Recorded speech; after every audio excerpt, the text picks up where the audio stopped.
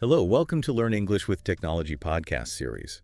Today, we're taking a deep dive into a fascinating approach to learning English, using a tool you probably already have, your iPhone. Oh, wow. Our source material is an incredible story about a tech professional named Sarah Chen, Okay. who went from a TOEFL score of 45 to leading international client calls in under a year, Wow. all by transforming her iPhone into a personalized language learning powerhouse. It's really inspiring how she was able to kind of embrace that growth mindset and use readily available technology in a way that I think most people wouldn't even imagine. Exactly, and the creative strategies, you'd be amazed. Yeah. This isn't just about downloading a bunch of language learning apps.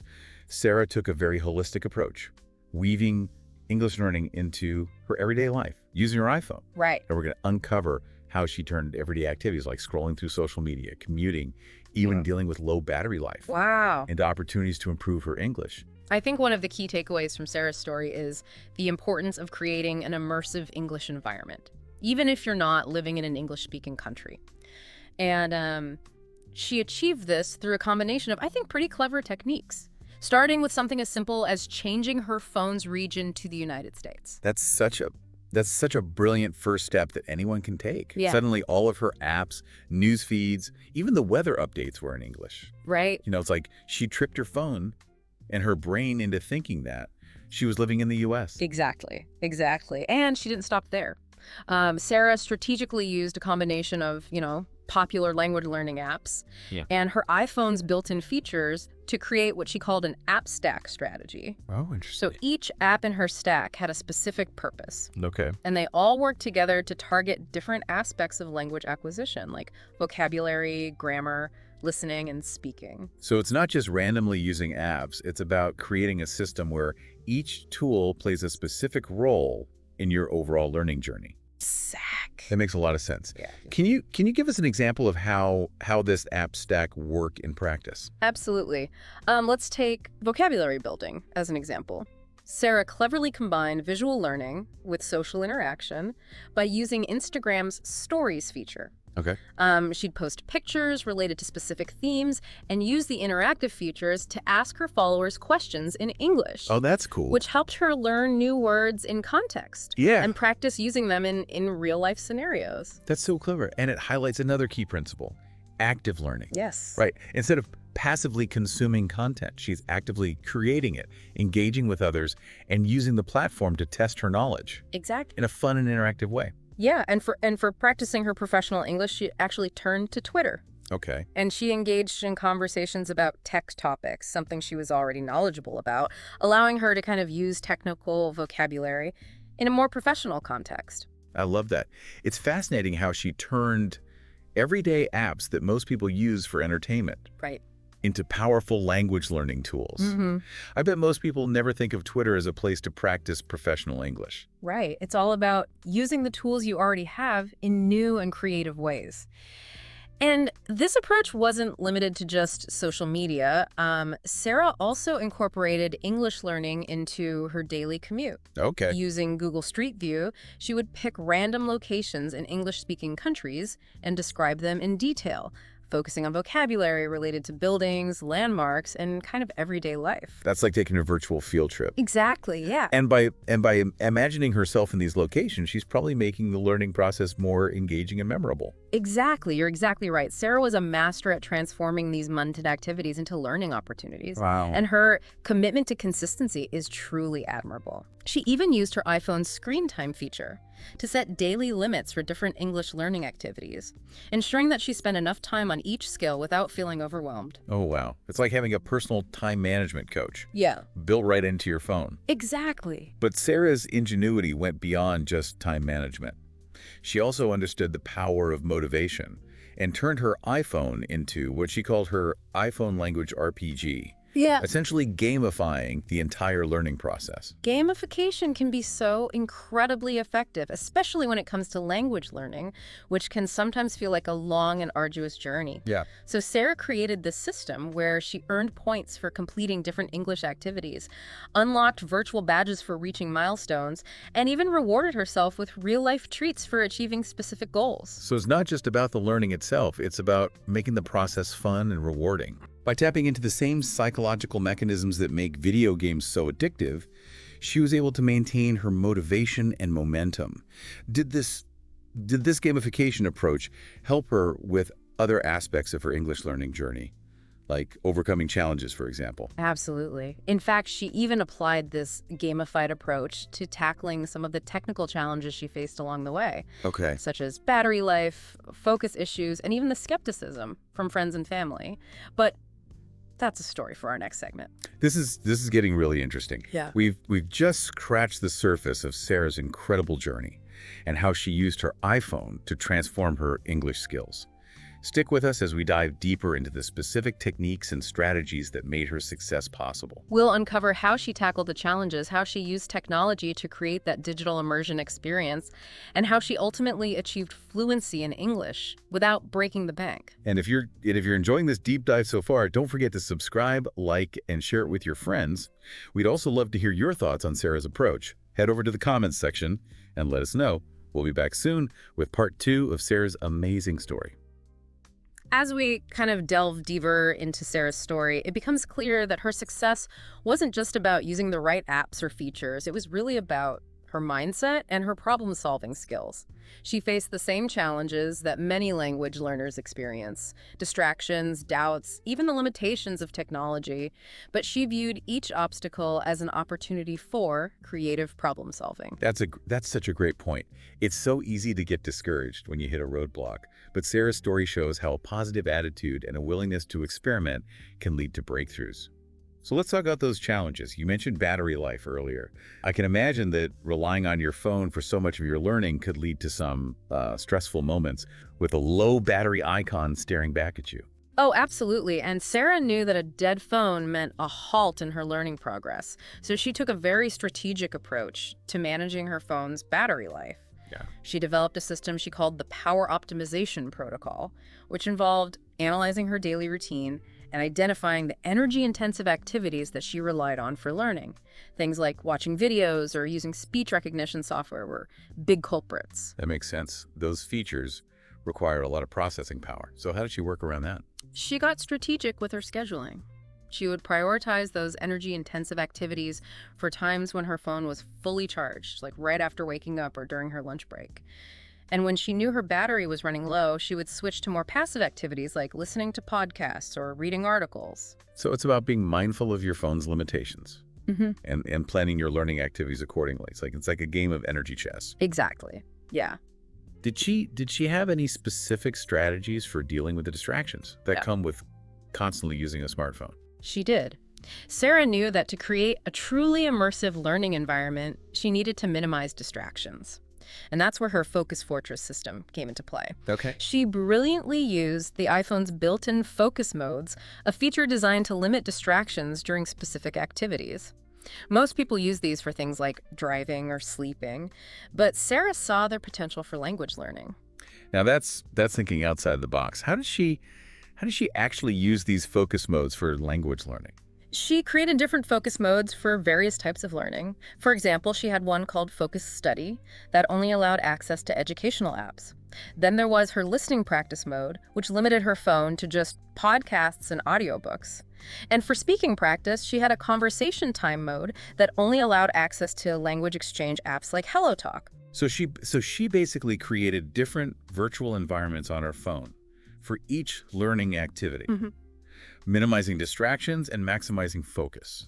That's such a clever way to customize your phone for language learning. But even with all of these strategies in place, I'm guessing she still encountered skepticism from the people around her. You're right. Many people, even her own colleagues and friends, questioned whether it was really possible to achieve fluency using just a phone. Yeah. Some people even saw it as a bit of a gimmick. I can imagine that feeling a bit discouraging. How did she deal with those doubts? Instead of getting defensive or trying to convince people with words, Sarah decided to let her results speak for themselves. She found creative ways to showcase her progress, using features like screen time reports to demonstrate how much time she was actually dedicating to language learning on her phone. That's a powerful way to shut down the skeptics. Seeing those hard numbers is a lot more convincing than just saying, "Trust me, it works." Did she do anything else to show people how effective her method was? She did. She started recording weekly progress videos, documenting her journey, and showing how her speaking skills were improving over time. She even invited skeptics to participate in virtual audit sessions where they could test her English skills directly and see for themselves how much she had learned. So she turned their doubts into opportunities to demonstrate her progress. Exactly. I love that approach. It's about showing, not just telling. Did she ever feel like giving up or getting discouraged? Absolutely. Learning a new language, especially as an adult, can be a roller coaster of emotions. There were days when Sarah felt frustrated, overwhelmed, or simply questioned if her unconventional methods were actually working. I think we can all relate to those moments of self-doubt. So how did she stay motivated and keep pushing forward? She developed a series of strategies she called her momentum maintenance system, designed to keep her spirits high and her progress on track. A big part of this was focusing on her accomplishments, no matter how small they seemed. So it's about celebrating the wins along the way, even those little victories that might seem insignificant at first. Did this system involve any specific features or tools on her iPhone? It did. Sarah loved data and used it to her advantage. She created a daily progress dashboard using the iPhone's Shortcuts app. Every morning, she'd wake up to a visual representation of her key learning metrics, things like words learned, hours practiced, and streaks maintained. It's like a digital cheerleader reminding her of how far she'd come and encouraging her to keep going. That's such a clever use of technology to stay motivated. But motivation is only part of the equation. Time management is also a huge challenge for busy adults trying to learn a new language. You're absolutely right. Finding the time to learn can be a major obstacle, but Sarah viewed this as just another puzzle to be solved with her iPhone. Okay. She developed a unique approach to time management that she called the time Tetris technique. Okay, I'm intrigued. What exactly is time Tetris? Imagine your day divided into 15-minute blocks, each color-coded for a different type of learning activity. Green blocks might represent active speaking practice, blue blocks for passive listening, yellow for vocabulary review, and so on. So it's like a visual representation of her entire learning schedule broken down into manageable chunks. Exactly. I can see how that would make it easier to fit learning into even the busiest of days. Yeah.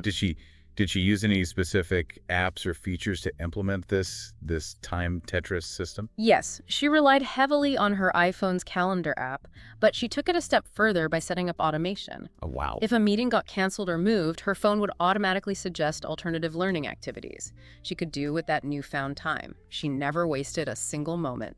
It's like having a personal learning assistant, always optimizing her schedule and ensuring she's making the most of her time. What I'm finding so inspiring about Sarah's story is her ability to turn limitations into opportunities. It's not just about using technology, it's about using it strategically and creatively to achieve her goals. But I'm curious, did all of this actually translate into real-world results?